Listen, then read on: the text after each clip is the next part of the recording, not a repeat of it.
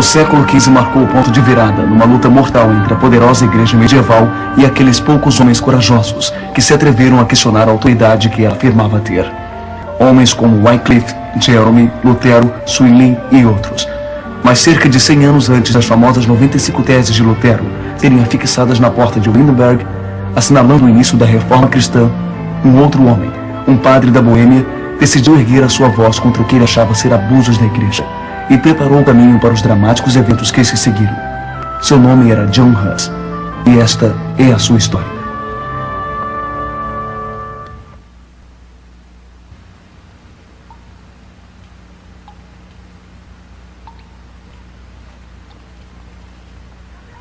Você vai se acostumar com o fedor. O homem que esteve aqui antes de você ficou 8 anos. E não ligue para os ratos, hein? E se você roncar bem alto, eles se afastarão. Pronto. Isso deixará confortável. Não temos gente como você com frequência. Por que prenderam você? Por medo do que eu possa dizer. Bem, o concílio pode se acalmar. Aqui ninguém consegue ouvir você. Além dos ratos, é claro.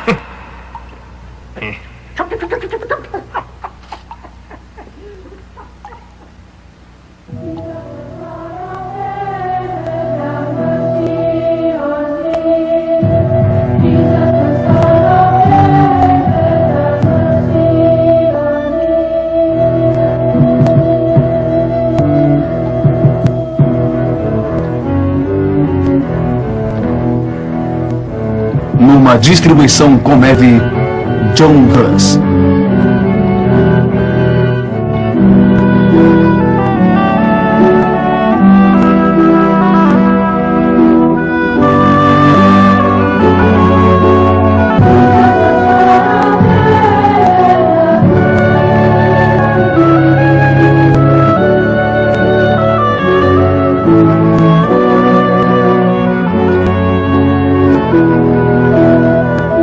De dezembro de 1414.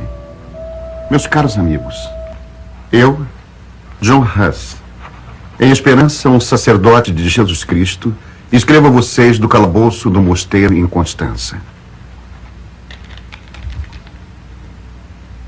Tenho procurado defender a verdade como ela está nas Sagradas Escrituras e denunciar a corrupção. Não tenho ensinado nada em segredo, mas em público eu tenho apresentado minhas opiniões. Meus amigos, quando estudamos as Escrituras, ouvimos Deus falando diretamente a nós. A obra de Deus, a verdade de Deus, são mais importantes que as palavras e opiniões dos homens. Todo pensamento humano deve ser subserviente à palavra de Deus. Se a sua palavra estiver conosco, Ele estará conosco. Ele é a nossa contínua proteção. Portanto, busquem a sua palavra. Busquem sua sabedoria. Busquem a sua verdade. E nunca tenham medo de defendê-la, pois a verdade os tornará livres.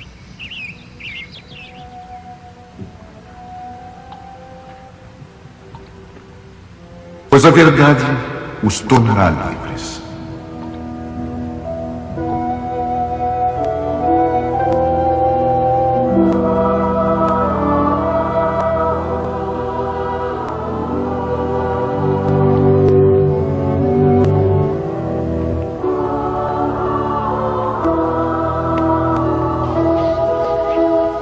John, estou orgulhosa de você. Eu mal posso acreditar.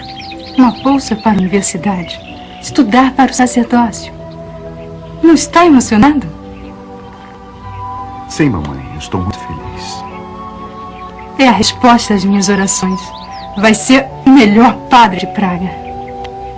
Espero fazer jus às suas orações. Você fará, John. Você fará.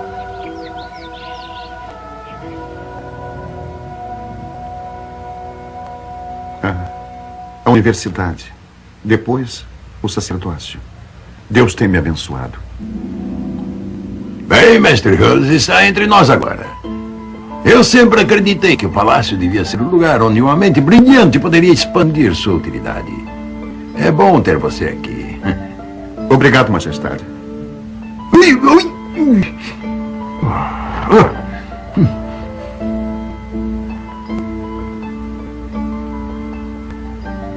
Estes são tempos difíceis. O povo está buscando orientação. O Estado e a Igreja juntos podem moldar o futuro da nossa nação. E os homens de Deus têm grande oportunidade para servir. Eu tentarei humildemente, de todas as maneiras, atender aos ditames de Vossa Majestade e do povo da Boêmia. Acho que você irá longe. Você conseguiu destacar-se na universidade e através de sua pregação. Você é uma grande promessa, se usar seus talentos sabiamente. Sabiamente, na linguagem do imperador, significa manter o status quo. Ele aprecia o bom relacionamento com a igreja e pretende que continue assim. Você está sugerindo que eu desconsidere os escritos de Wycliffe e faça política? Não, Deus me perdoe. Sabe que eu concordo com muitas de suas reformas. Ele foi um homem brilhante, totalmente dedicado à sua fé. Eu apenas queria que mais pessoas o tivessem ouvido. Mas sou apenas um estudioso. Você é um professor e reitor da universidade. Às vezes me preocupa se você percebe o perigo que existe diante de você se continuar atacando a corrupção na igreja. Eu não corro mais perigo do que você, meu amigo. Eu amo a igreja. Mas onde é que diz nas escrituras que alguém pode comprar a sua entrada no céu? E o que há de errado em que mais pessoas entendam o Evangelho de Deus ouvindo em sua própria língua? Nosso Senhor Jesus Cristo disse aos apóstolos para irem espalhar a boa palavra a todos os povos. Estou tentando fazer exatamente isso.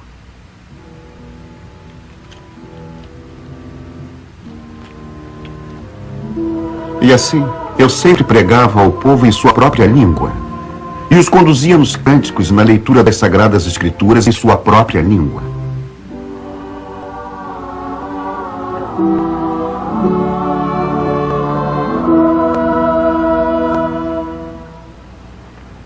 Esta manhã eu quero compartilhar com vocês alguns dos meus textos preferidos das Escrituras.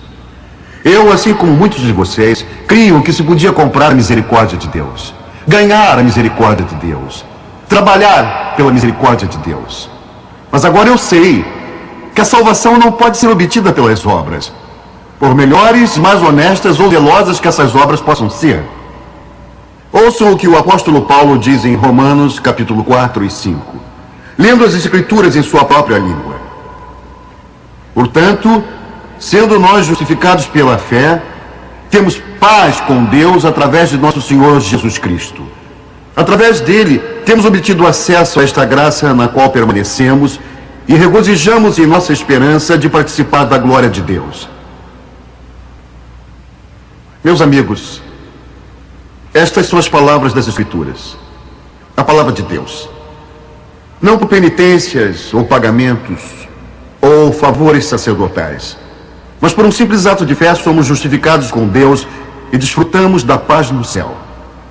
O justo viverá pela fé. Deus não quer que tentemos comprar o seu perdão. A Bíblia claramente diz: o dom de Deus é a vida eterna através de Jesus Cristo, nosso Senhor. Meus irmãos, minhas irmãs, um dom não tem vínculos. Um dom é grátis, dado em amor. De modo que eu digo a vocês: gastem tempo de joelhos, suplicando a Deus que conceda a vocês o seu perdão abundante. Aí fiquem de pé novamente, crendo que estão perdoados. E vocês estão perdoados. O cardeal está esperando, senhor.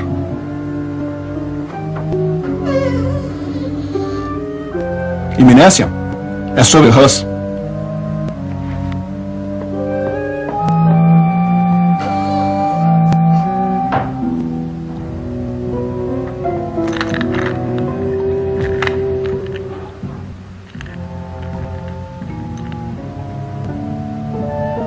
Os eventos que se seguiram me estarreceram e me magoaram. Meus inimigos se colocaram contra mim como cães raivosos. exigindo que eu fosse a Roma responder às acusações.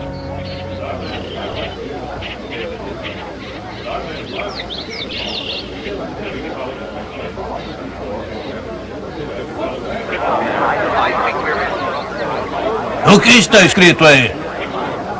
Praga está sob interdição. Interdição? Como assim? Todas as igrejas estão fechadas e os cultos religiosos também. Por quê? Porque Hus está desafiando a igreja. E a menos que ele se renda, todos em Praga sofrerão as consequências. Mas isso é incrível! O que é que está acontecendo? Por que está fazendo isso? Olha o padre está Padre, por favor, nos explique por que estão tenho medo. Precisa nos ajudar, padre. Nós precisamos de você. Não tenham medo. A graça de Deus está conosco. Precisa nos ajudar. Nos ajude. Amigos, acreditem em mim. Nada poderá se antepor entre vocês e o amor de Jesus Cristo, nosso Salvador e Redentor. Precisamos das nossas igrejas, padre. Com a interdição não haveria mais rituais em enterros, nem casamentos no religioso e nem cultos nas igrejas. Para o povo, serem afastados das igrejas significaria serem cortados de Deus.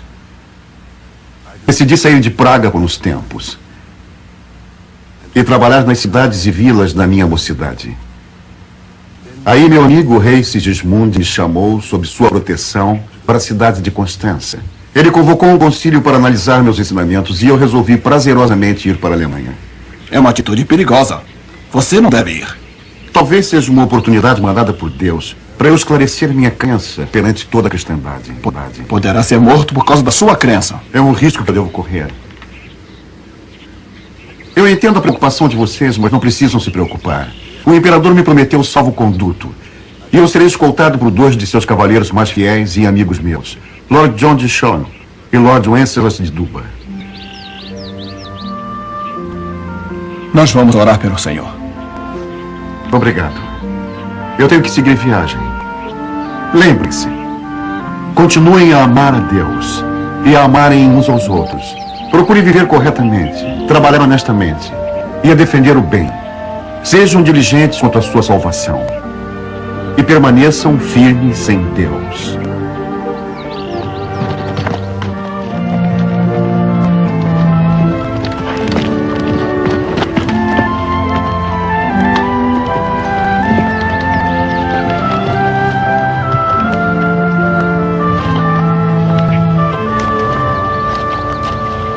Daqui mais algumas horas, estaremos lá. Tem sido uma boa viagem, senhores. Até agora. O que me preocupa é quando chegarmos a Constança. Se ao menos o concílio pudesse ter visto a receptividade que você tem tido pelo caminho. O povo realmente ama você. Amam a verdade. Eu só espero que o concílio também. Não tenham medo, meus amigos. Talvez nem precise que eu compareça perante o concílio. Pretendo conseguir uma audiência com o cardeal Anthony para explicar minha posição a ele diretamente. Um homem com conhecimento dele, e certamente verá que não tenho me desviado da palavra de Deus. Ainda estou preocupado. Você se preocupa sempre, Wenceslas.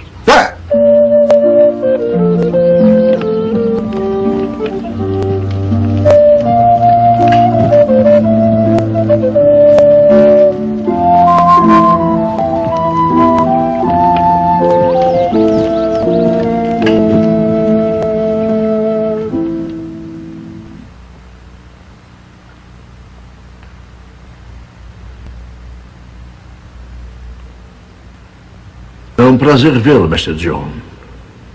Deus, em sua infinita sabedoria, encontra meios de trazer de volta ao rebanho a ovelha desgarrada.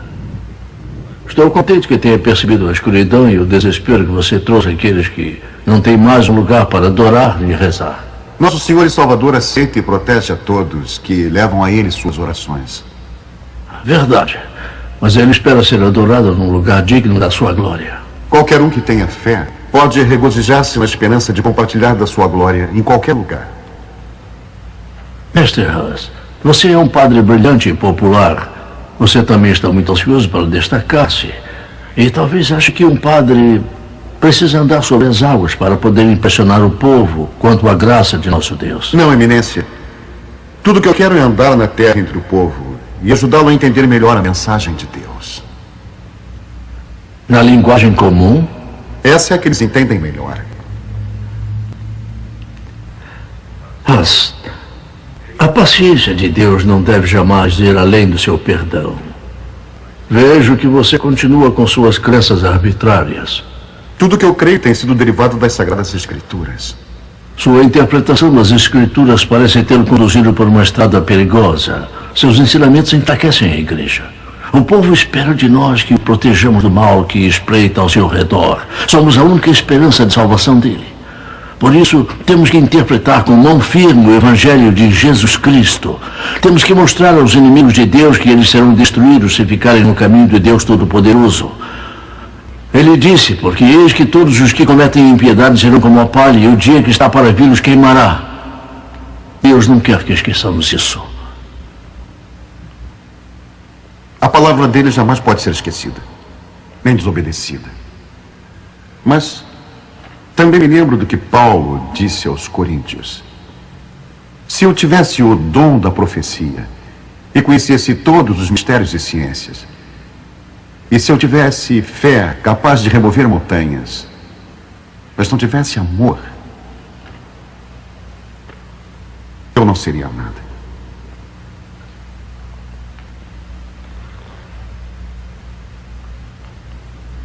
Peço para comparecer perante o concílio.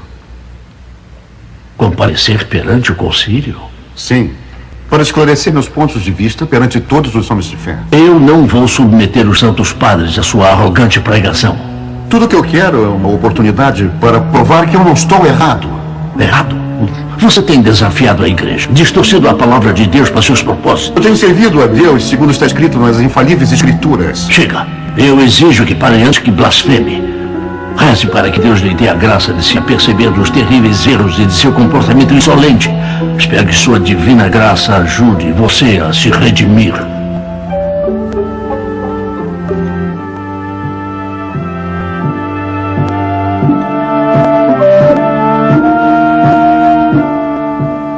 Estes são os eventos que me conduziram a esta prisão por todos esses meses. Embora eu ainda não tenha tido audiência perante o concílio, eu desejo responder com a ajuda do Espírito de Deus a todos que desejarem me acusar.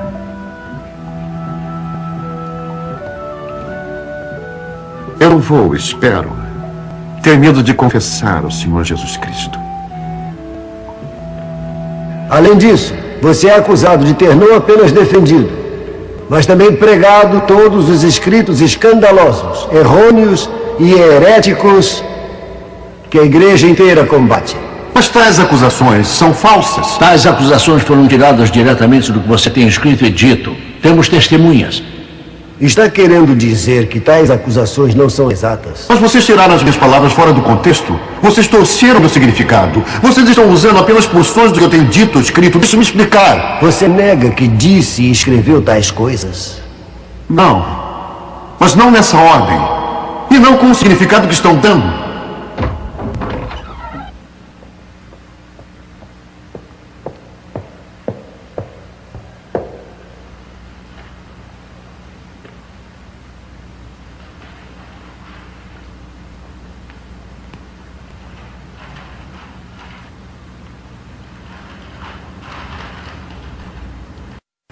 O concílio ficará em recesso até amanhã.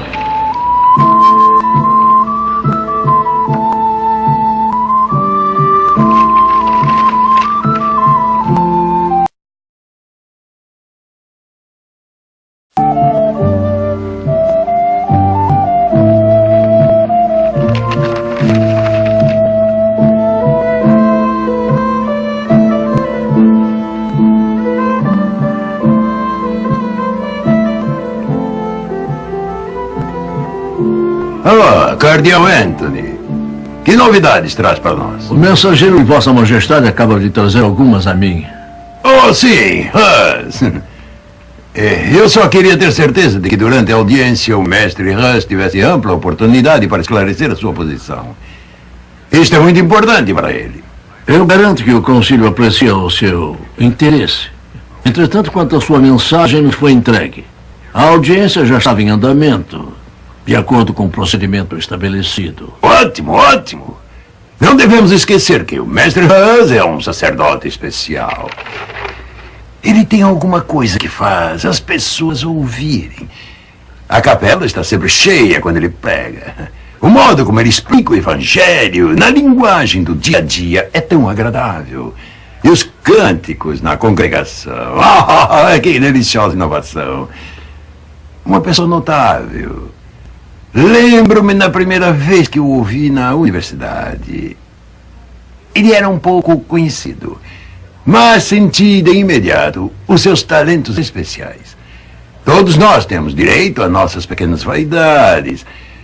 A minha é que eu quero ser lembrado como o imperador que deu a Hus uma oportunidade maior para servir a meu povo.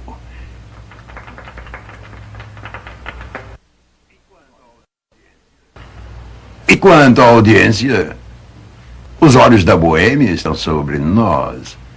Você não pensa assim?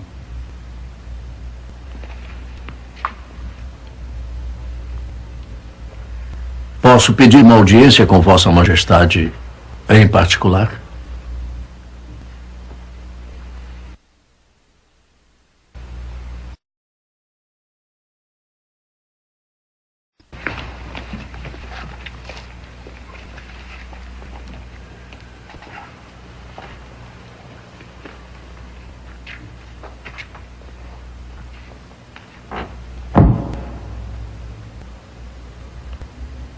Não apenas os olhos da Boêmia que estão sobre nós, mas de toda a Europa. Exatamente é o que quero dizer.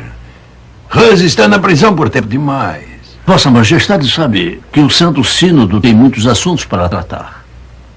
Convoquei este sínodo para um assunto muito importante. E acho que já esperei o suficiente. Um rei não pode permitir que seu apelo seja ignorado. Não devemos esquecer isso. Também não podemos esquecer que o caso de Mestre John é um assunto eclesiástico, o que significa que recai sob a jurisdição da Igreja e não do Estado. O Concílio sente que o seu apelo pode interferir com a justiça de Deus. Não vejo como. Ele continua sendo um dos meus súditos. E tenho certeza que é inocente. Existem os testemunhos de inúmeras pessoas que provam que ele prega o erro. Existem 23 artigos registrados por testemunhas que mostram que os ensinamentos dele são ofensivos, enganosos e heréticos. Ele chega a afirmar que é a quarta pessoa da hierarquia divina. Não posso acreditar nisso. Nunca ouvi ele pregar um único erro. Ele é um homem de Deus, com uma mente aberta e verdadeiramente dedicado à fé. Pois eu o acho vil e obstinado. Um homem pouco digno da sua confiança e menos ainda do seu apoio. Para lhe ser franco, o Conselho está atônito com isso. Tudo o que ele pediu foi uma chance de explicar suas opiniões ao Conselho. Você deve concordar que é um pedido razoável. Não vi nenhum mal em prometer a ele salvo-conduto. Verdade. Mas até agora ele tem sido insolente e desrespeitoso. E com o seu apoio, ele acredita que é invencível. Ele está fazendo zombaria da audiência. Minhas intenções foram imparcialidade e justiça. Suas intenções são elogiosas, mas obviamente ele tem abusado delas. Seu apoio a ele está sendo usado para desafiar a Igreja. E quanto à sua boa-fé nele, ele a usa como uma arma contra a sabedoria do Concílio. Meu caro cardeal, você dá a impressão de que ele está desafiando uma catedral repleta de Golias. Não estamos superestimando a situação? Eu gostaria que não. São necessárias muitas pessoas boas para construir a casa de Deus, mas apenas um herege para destruí-la. Você diz que ele é herege. Mas eu conheço Hus há muito tempo. O único crime do qual pode ser culpado é o de seguir a verdade. Às vezes, incansavelmente. Acho que cada um deve agir de acordo com a sua própria consciência. Vocês não podem acusá-lo por isso. Majestade, o Concílio é formado de homens ilustrados. Eles vêm da Itália, da Espanha, da Hungria e de toda a Europa. Estão reunidos aqui com uma grande preocupação. A heresia se alastra e eles têm um objetivo: cortar pela raiz. Eles esperam voltar para suas terras e assegurar que o propósito de Deus foi cumprido. O apoio de um rei a alguém que é acusado de heresia pode ter perigosa ressonância por toda a Europa. Ninguém deveria tentar destruir a harmonia que existe entre a Igreja e o Estado. Eu ainda acho que Hus não é um herege. Majestade, isso compete ao concílio determinar. Mas ele ainda é um dos meus súditos. Ele foi designado para o meu palácio a meu pedido. Hus não é um homem comum. E a proteção de um imperador para seu leal súdito... O senhor apoia Hus e ele foi considerado um anticristo. Já se percebeu que está dando apoio ao diabo? Está preparado para arcar com as consequências?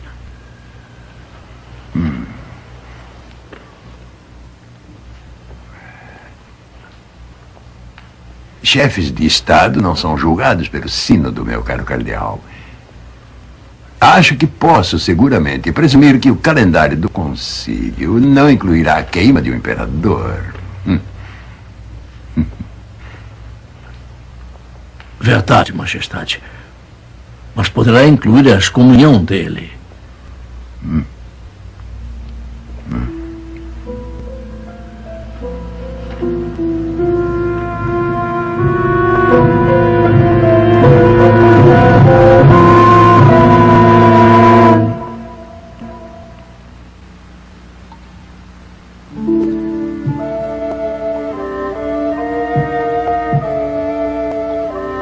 Senhor, eu confesso a Ti os meus pecados. Tenho desperdiçado tantas horas em ocupações frívolas, que a Sua glória venha ocupar a minha mente. Ele é o Senhor do mundo. Todavia Ele sofreu.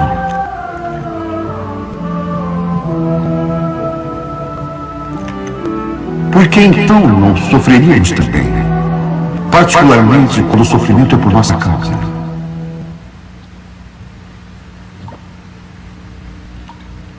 Vocês têm alguma notícia? Conversamos com alguns membros, mas o conselho está preocupado com a eleição do novo líder. Mesmo assim, podiam ter me concedido comparecimento. Eu tenho o direito de expor a minha posição. Quantos meses ainda vai levar? Seus amigos estão muito preocupados por este ultraje. Estão fazendo tudo o que podem. Vozes estão começando a se erguer a seu favor por toda a Europa. E quanto ao imperador? Não vejo qualquer ajuda vinda do palácio. Mas ele me prometeu proteção. Ele está muito chateado por ter violado a promessa que lhe fez. Quer dizer que ele não está intervindo? Por que ele está esperando tanto tempo? Acho que seus inimigos estão apelando ao preconceito e ao medo dele. Eles já convenceram de que não deve manter sua promessa a alguém que é suspeito de heresia. Eles o estão forçando a fazer uma escolha e está muito claro que escolha será essa.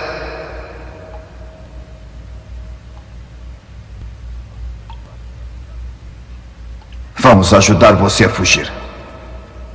Esta é uma grande injustiça que estão fazendo com um homem de Deus como você. Existem só alguns guardas agora. Podemos dominá-los facilmente.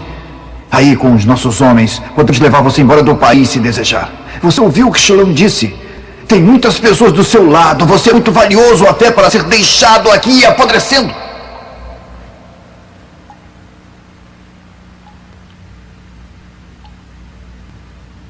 O Senhor Deus tem me guiado num longo caminho na busca do significado da sua palavra. E confiou a mim levar aos corações das pessoas o que eu acredito ser sua verdadeira mensagem. Como eu poderei continuar fazendo isso se eu não puder provar ao concílio que a minha crença não é contrária à palavra de Deus? Se eu for embora com vocês agora, eu estarei...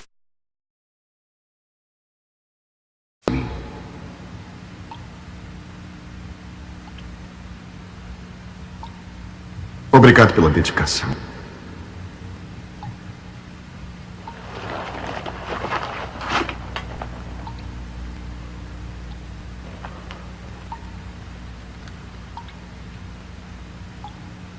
E a graça de Deus esteja com vocês.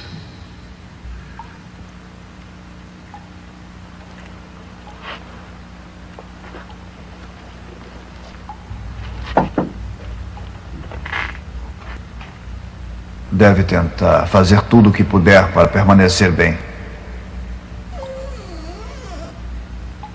Há alguma coisa que possamos lhe trazer? Outra caneta. E mais tinta, se possível.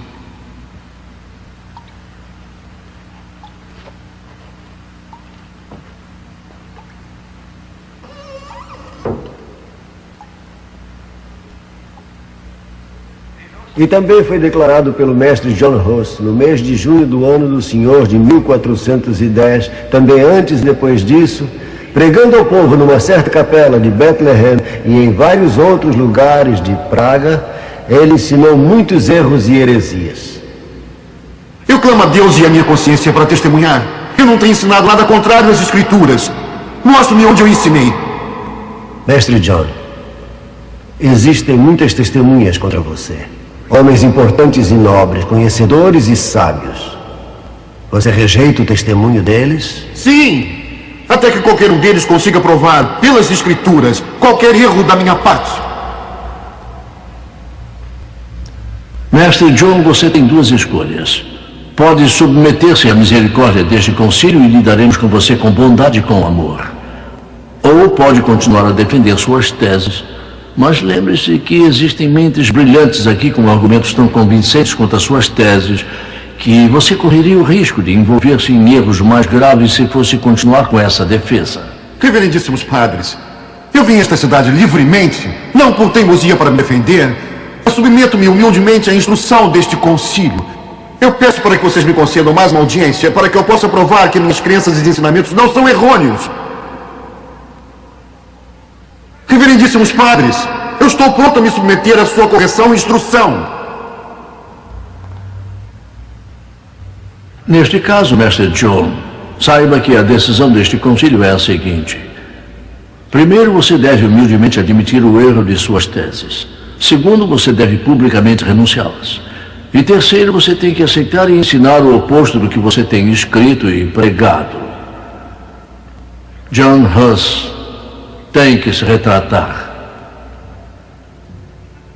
Retratar significa renunciar a um erro previamente cometido.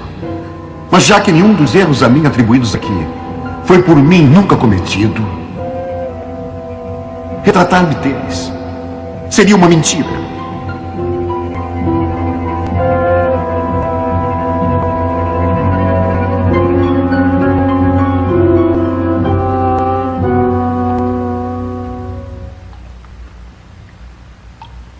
Sr. Hus. Sr. Hus. Acorde. O senhor tem visitas.